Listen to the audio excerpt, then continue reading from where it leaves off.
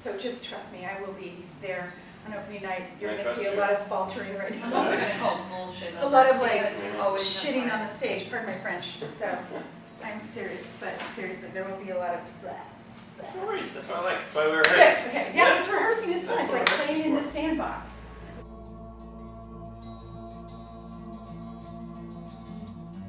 Hi, I'm Christopher Sherwood Davis. I'm the director of IOBAIR, the Tragedy of Lovernos, and I'm also playing Lovernos. And I'm April Singley. I'm playing Avalonia. I'm also a writer and producer of the play as well. You do a lot. I do a lot. We both do. Yeah. As the writer, I kind of finagled Chris into this, looking for a way to kind of make art happen while we were both kind of actors in Boston. We had both been in other cities doing art before in theater, and kind of moved here and we're like, okay, instead of like auditioning around for a while and waiting for things to happen, let's just kind of make this happen. So we started talking about different scripts that we had ideas for, and either they had been done a million times before, or they had royalty fees that we couldn't afford. By the way, we got an Indiegogo. Yeah, Indiegogo, funding, money. So I had this script that I had written, kind of inspired by like a playwriting class that I was taking at the time, and then I just continued it on and fleshed it out.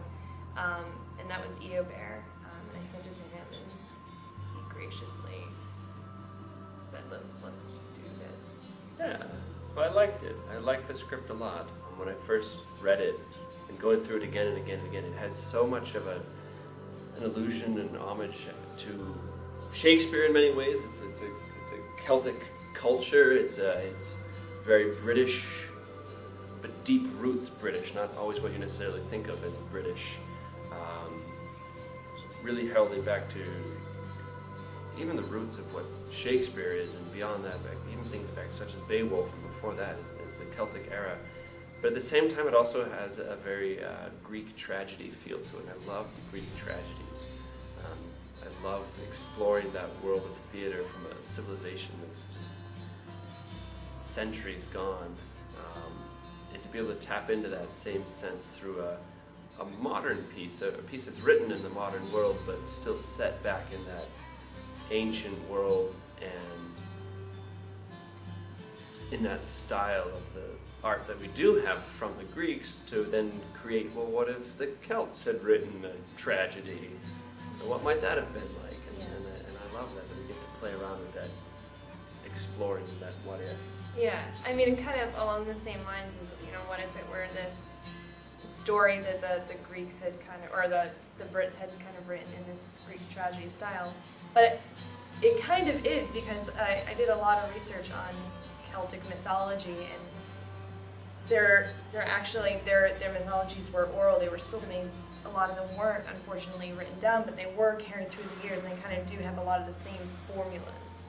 So it does take the kind of the language and the iambic pentameter, the very like Shakespeare-rooted text, and that kind of Greek tragedy, but it's based off of things that I think that the Celts would have identified with. They would have recognized certain elements of the story as being part of their culture as well.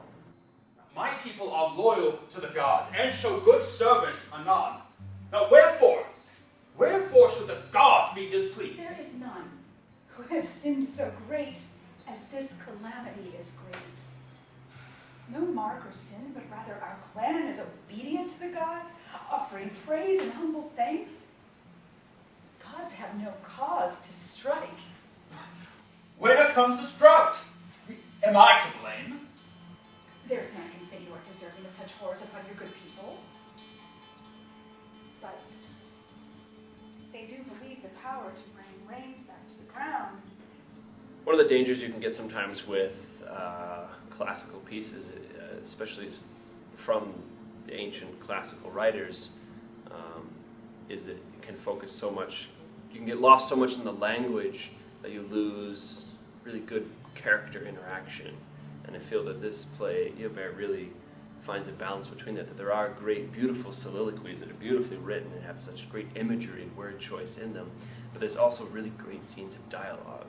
There's great interaction between the characters. So we can easily take our modern realism style of acting and theater and put that on top of this ancient type story that works very well. It's a good script. He's a good director.